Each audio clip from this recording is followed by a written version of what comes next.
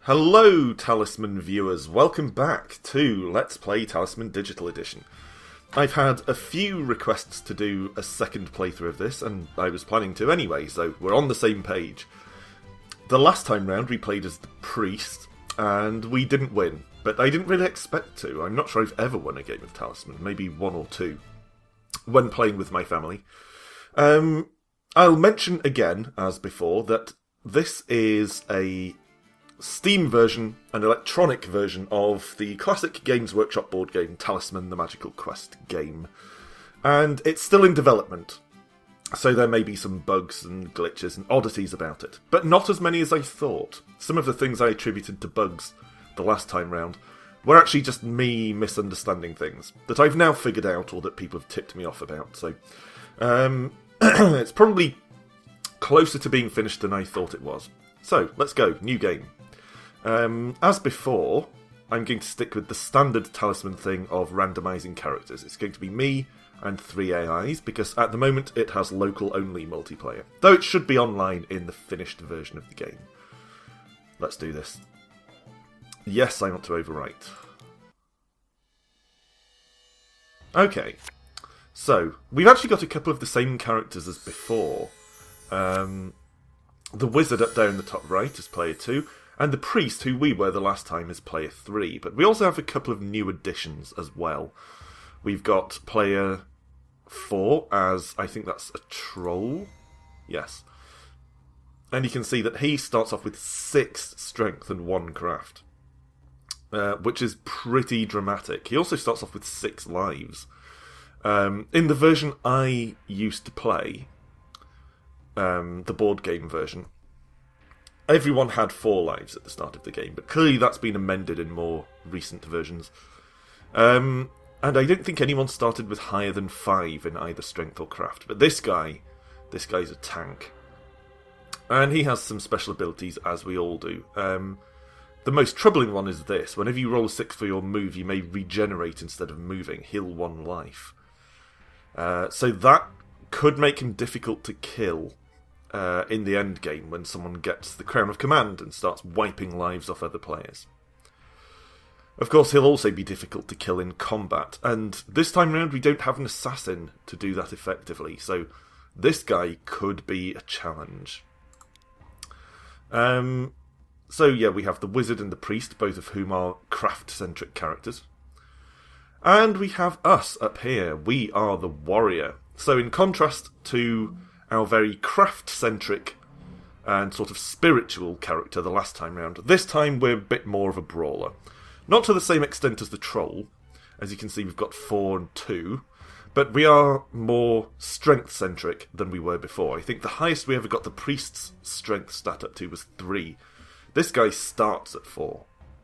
And we start off with a bonus life as well. But our craft, although our craft is low, it's not as low as the trolls, so we do at least have a bit of a fighting chance if we go into psychic combat. Special abilities, of course. You may roll 2 dice in battle and use the higher attack roll to determine your attack score. I think that just applies to standard battles and not psychic combat. You may use 2 weapons at the same time. That's pretty kick-ass. We can dual wield! It's like Halo the board game. We start off in the tavern. So we're not a knight or anything, we're just some guy who fights. And our alignment is neutral, which is fine because it means we can go to the graveyard and the chapel and places like that without automatically losing a life when we go there. But it also means we can't pray in those locations, which is a shame. Prayer can be a handy resource. So anyway, let's get started, shall we? Let's roll! Okay, so we rolled a 1 straight away. So, our choices are plains, draw 1 card, or fields, draw 1 card. Do we fancy plains or fields? Well, the fields look more homely, so let's go there. And we'll need to draw an adventure card. We've got the Hermit. I seem to remember him coming up early last time round as well. Roll 1 die and place the Hermit on the indicated space. First person who lands on him gets a Talisman, which you need in order to get to the Crown of Command. So, he's going to land at the Oasis, which is actually in the middle region, and I think that's exactly where he went the last time as well. Well, that's all we can do this turn. Let's see what the others get up to. Someone is casting random on the wizard. And you've just given him a life. Well done, priest. Oh, he was able to re-roll. He used a fate point to re-roll, so actually the wizard has now lost 1 craft, I think.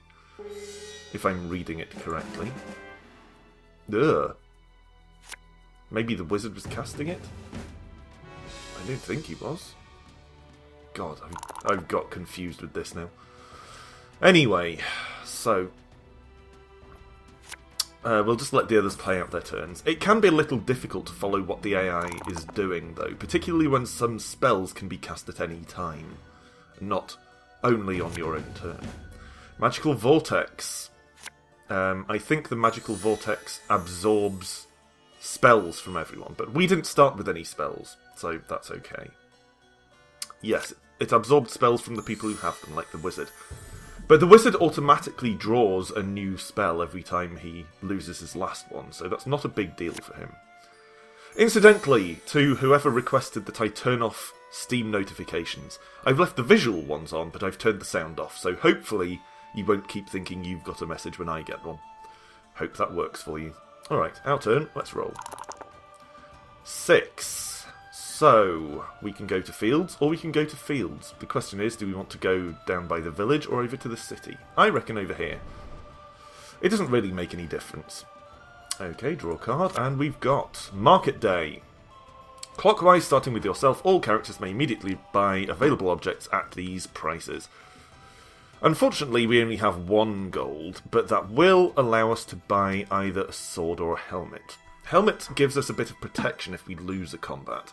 It gives us a chance to save the life that we would otherwise lose, but a sword gives us a strength bonus.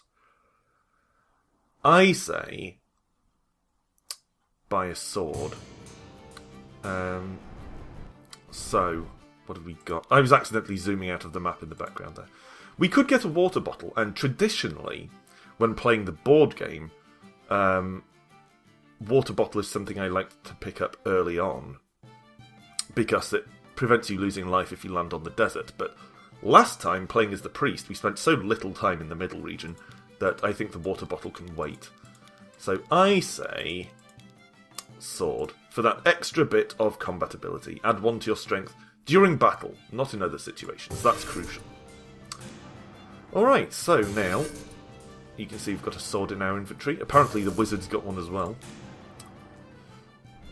Okay, everyone else did their shopping too. Let's end our turn. Okay, wizard rolled a 5. So, he's gone to the woods. He could encounter the character. He's doing that. He's attacking the priest. Not a bad move, because the priest has very low strength. The wizard has higher strength and a modifier thanks to his sword. Looks like the priest won, though. And I believe he actually took the sword from the wizard. Which is an interesting move. I mean, it weakens the wizard, of course, but the priest actually can't use weapons. Priest is going to the alchemist. I didn't see him pick up that magic object, but fine, whatever.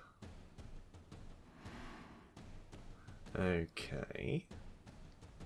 So did he not? No, he didn't take that object. I don't know what he took from the wizard then. Maybe it was a life.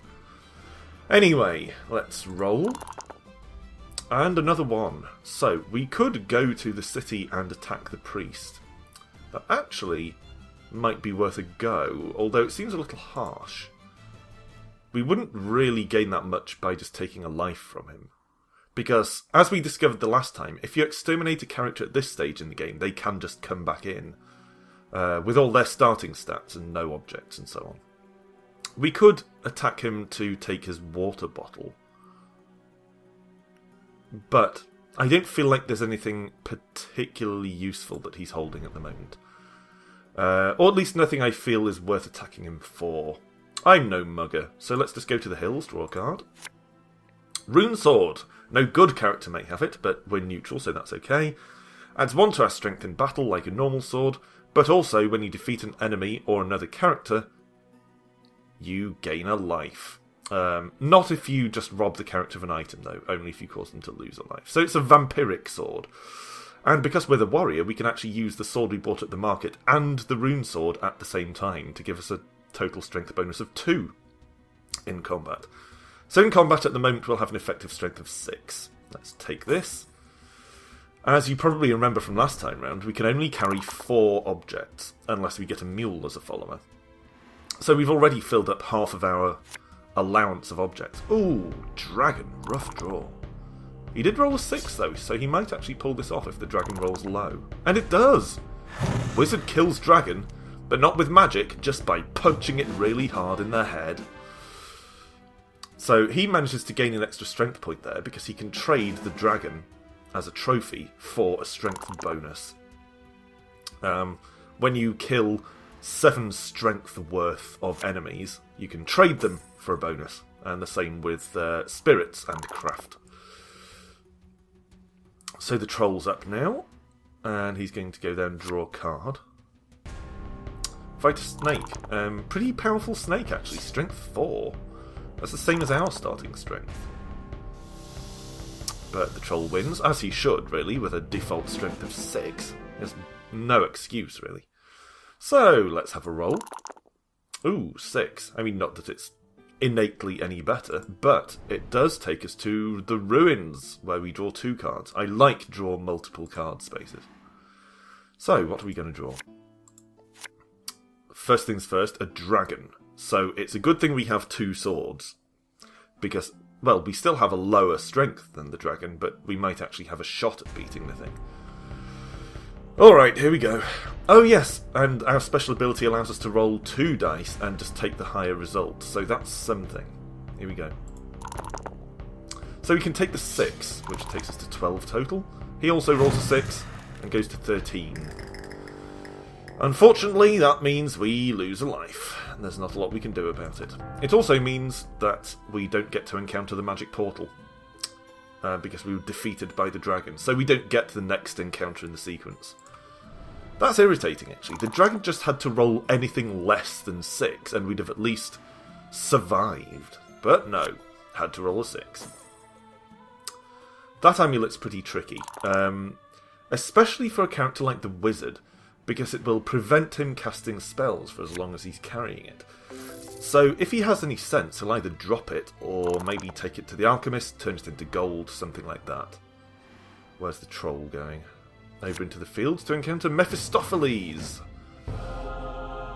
He likes evil people. I think the troll's evil. Yeah. That flame symbol means he's evil. Okay. So, our turn. What have we got?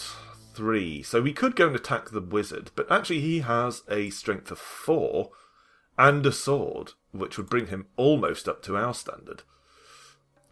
We do have our 2 dice rolling ability, but that didn't save us against the dragon. Does he have anything that we want to take? Obviously we don't need another sword, but this, you cannot cast spells, is obviously the drawback, but no spells will affect you. Could be handy. You see, at the moment we have a craft of 2, which means our craft is too low for us to actually cast spells ourselves. So, that actually might be worth taking, because it'll keep us safe from the depredations of enemy sorcerers. Let's give it a go. It's not a sure thing, but let's have a try. Okay, let's roll. Okay, so we've got a 4, not brilliant. 6, shit! Alright, I'm going to use my 1 fate point to re-roll here. Oh, a 2? So we've had 2 fights and we've lost both of them. And I think he took our rune sword then. He did, the fucker! Well, I brought that on myself, I suppose. I got overconfident. So, we've now lost one of our weapons, and one of our lives, and our only fate point, because we used it to re-roll. Shouldn't have got so cocky. How's the wizard going to do? He's doing well. He's getting really lucky on rolls in this game, I have to say. I don't feel good about that. He's shaping up to be the big threat, like the monk was in the last game. Priest has found a sword, which isn't a big deal because he can't use it. Might be worth trying to mug him for the sword, I guess, now that we've lost one of ours. Of course, the thing I'd like to do is attack the wizard and take our rune sword back from him, but considering how badly we did against him the last time, I feel like that would be a suicide mission. The troll absolutely mangles the priest. Did he take the strength potion? No. Okay, what might be worth doing if we can land on the priest is mugging him for the strength potion and then using that to support us as we attack the wizard. I just want to get my rune sword back, it's such a good item. But, of course, we need to roll a suitable number regardless. What's this space? Forest, roll a die. Don't want to do that. So, let's go to the village instead. So, we actually don't have any gold. The only thing we'd be able to do is visit the mystic, where we'd have to roll a die. If we rolled a 1, we'd become evil, which isn't a big deal. A 4 would make us good. Again, not a huge deal, but we wouldn't be able to use the rune sword even if we got it back. 5 would be good. Gain 1 craft. In theory, if we rolled a 6, we wouldn't be able to gain a spell because our craft is too low, but I'm not sure if the game will let us get away with that. I guess let's have a go. Yeah, so we basically have to encounter the mystic. Here we go. 5, gain a craft. Perfect. Because what that means is that we will now be able to cast spells. We have a craft of 3, so we'll be able to hold 1 spell in our hand. So that's something. Because having the ability to at least cast some spells is useful. The thing I'm concerned about here is that we're a bit of an all-rounder. For what seems like a very fighting-centric class, we now have strength of 4 and craft of 3, which makes us a bit of a jack-of-all-trades, but neither stat is really remarkably high. I mean, we have the same base strength as a bandit. So I don't feel great. I feel like, as with our previous game as the priest, we're lagging behind a bit in the stat upgrades. I mean, the troll's not doing that well either, but the wizard is steaming ahead. Okay, so the troll's got a sword. I'd like to get the rune sword back, as I said, but frankly, any second weapon would be welcome. Another one. We seem to be doing well on rolling the single digits today. Wait, they're all single digits.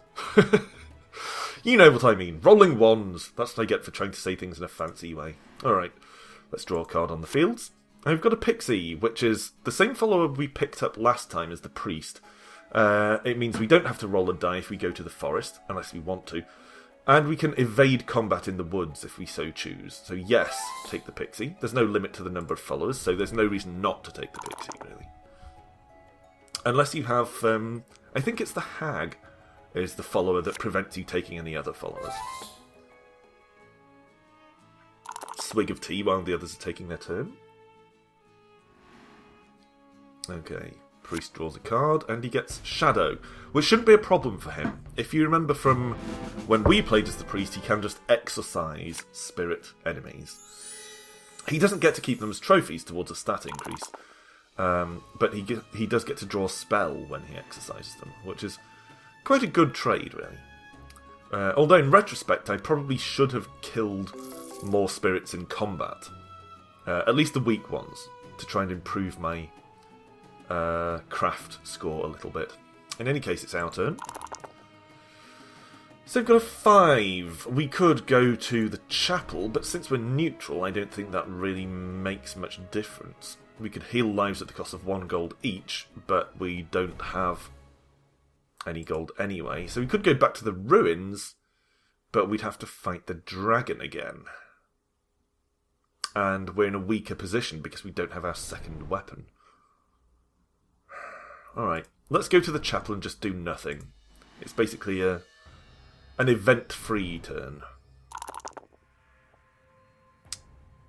Wizard is going to go there. What's that? Woods, I think. He's going to draw the siren. I think that makes everyone in this region, the outer region here, lose a turn. If you don't know about the outer region and middle region, all that, someone's casting something on me? What are they casting? Oh, he was thinking.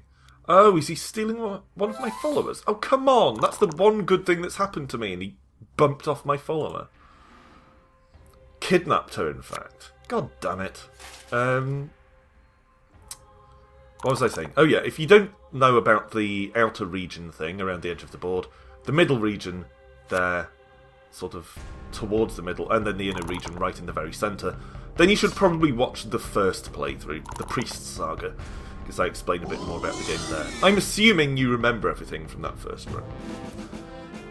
Alright, so Troll's winning some fights, and we're back up. We've lost our rune sword, and we've lost our follower, so we're kind of getting screwed here.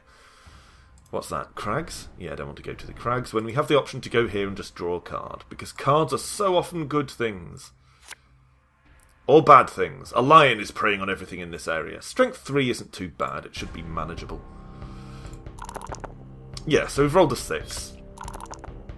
Good. At last something good occurs. We finally won a combat. We're the worst warrior, considering we're now, we've won 1 fight in 3. That's pretty shocking. That's all we can do this turn. So,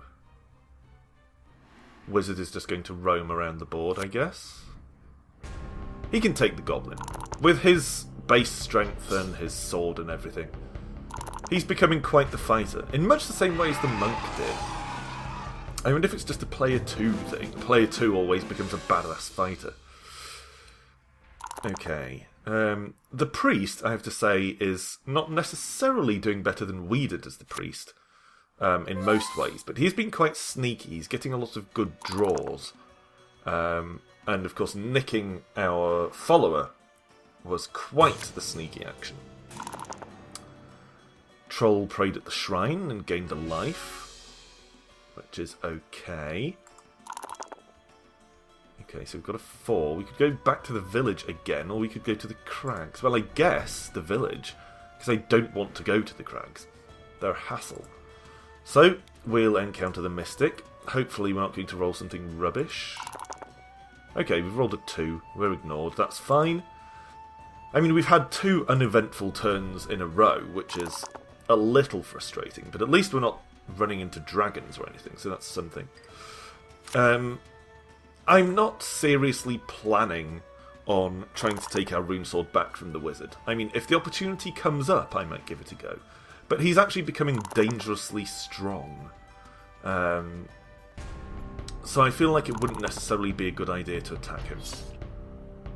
It would really basically come down to who gets the higher dice roll. I mean, I know that's kind of how combat works anyway, but I think when you take into account standard strength and weapons, I think we're on an even footing. So it would just come down to the roll.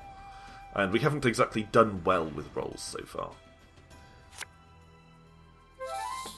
Poltergeist is an unlucky draw. It's not disastrous, but it does mean that he can only move 1 space at a time, until he crosses a river. And he's right next to a river, so he can get rid of that pretty soon, should he choose. So here we're going corner to corner. There's no point going back to the chapel, because again that's a nothing space for a neutral character. In the tavern, a variety of good and bad things can happen. It's basically 50-50. 1 to 3 are bad, 4 to 6 are good. But I think that's the better option. We at least stand to possibly benefit. So we've got a 4, gambled and won a gold, which is okay. Don't have an immediate use for it, but we might be able to go to the blacksmith or a market if we draw one, and buy another sword or an axe or something. So we can actually have that vital second weapon that gives us a slight edge in combat. Wizard is owning the ass of an ogre. Well, they drew. That's okay. It does mean the ogre's going to remain there, which is kind of a pain. So the priest is going to go over to the woods and get a wand! No, I want the wand! Because the wand acts like the wizard's character ability. That is, whenever you use up your last spell, you immediately draw another spell. So it means you can just cast your spells wantonly without fear of running out. which is very nice. So if we roll a 2 here, I'm going to go and try to mug the priest for that wand. We didn't, of course. We got a 5. What's on this space? That is the shrine. If you roll a 1, then you're ignored, but any of the others are good. So let's go there, and we'll encounter that. Come on. Come on, something good. Teleport to any space. That is actually exactly what I was hoping for, and I'll tell you why right now.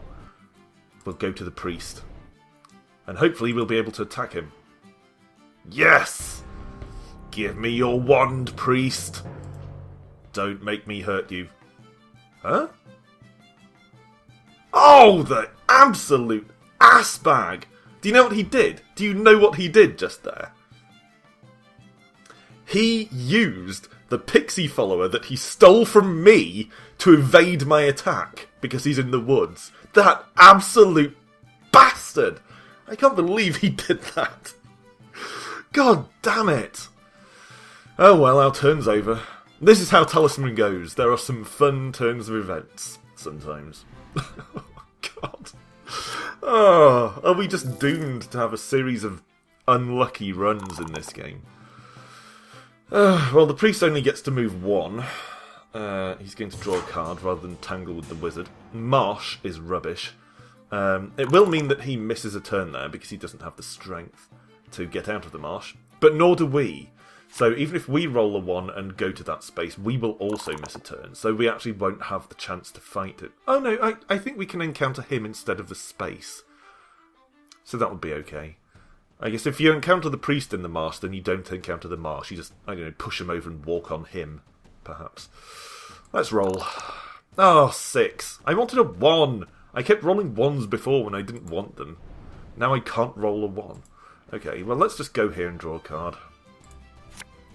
Shadow. Craft. Well, craft isn't our strong point. We did gain a bonus craft from... Was it the Mystic that gave us an extra craft point? So we do have a slight advantage, but not a great one. And we don't get our 2 dice roll in Psychic Combat. So we'll just have to hope for the best. Oh, for fuck's sake. When I want to roll a 1, I can't. But in every other circumstance, it's the only thing I roll. So we're just hemorrhaging lives here. Okay, what's up next? The wizard? Evil Darkness. That's not great. I think it causes all non-evil characters to miss a turn. It would be nice with the AI characters if it would leave the card on the screen until I click it off, but that's not the way it works. Okay, what's he going to do there? Mystical Blacksmith. Blacksmith! Didn't see what he bought there, but that's alright. Oh, he's dithering. Do I want to? Do I not? He's going to have to discard an item, though, because he already had too many. Alright. Troll might attack us. Oh no, he's not in our space. He's just at the edge of the neighbouring space. Alright. So we've rolled a 2. Before we move, I want to look at the village space. Yes, the wizard actually dropped a sword there. So if we can land on the village, I think we can pick that up. Although I'm not sure. I haven't tried this in the digital version of the game. Whether you can pick up a card on a space like that, because it's not a draw card space. I don't know. Don't want to go to the crags, so I guess we'll just wander into the city. We could pay a gold to get one of our lives back. We could go to the alchemist, turn our sword into gold, but that would be idiocy. We could go to the enchantress, but she's a bit fickle. She might rob us of a strength or a craft, or turn us into a toad. So I reckon go to the doctor and pay 1 gold to get 1 life back. Okay, I mean, that's not great. I don't feel too good about the way that turn went, but that's okay. It was a fair trade, and it at least helps us live a little bit longer. As I said, we've been hemorrhaging lives in this game, so hanging on to 1, or restoring 1, to enable us to hang on a bit longer is not a bad play, I think. Okay, those two are going to have a scrap. Wizard wins, of course. It was silly of the priest to attack him, really. Hopefully the wizard didn't take the wand. Again, he had to drop something because he had too many. In a minute, I'll have a look to see what he picked up. But let's allow the troll to take his turn first. He drew a spirit, but it's such a weak spirit, even he should be able to beat it, really. Or at least have a chance to. And he did. So that's okay. So let's see what the wizard stole from the priest. He stole the armour, which was a silly thing for the priest to have anyway, because I don't think he can use it. But in any case, maybe I'm wrong about that, but regardless, at least he didn't take the wand, which means that I still have a chance to mug the priest for the wand, should we roll a number that allows us to land on him. But that will do for part 1 of Let's Play Talisman as the Warrior. The Warrior's Mission. Thanks for watching, as always. Come back the next time as I press on through our second unlucky run in a row and see if maybe we can pull it back the next time. I'm trying not to hold a grudge against the wizard and the priest here, but it's not that easy. Given the chance, I'd like to form some kind of alliance with the troll and then maybe the two of us can take one of them out, but obviously that's not on the cards, no pun intended, ho ho. Thanks for watching, come back next time and see how this unfolds. See how the dice fall. Until then, bye for now.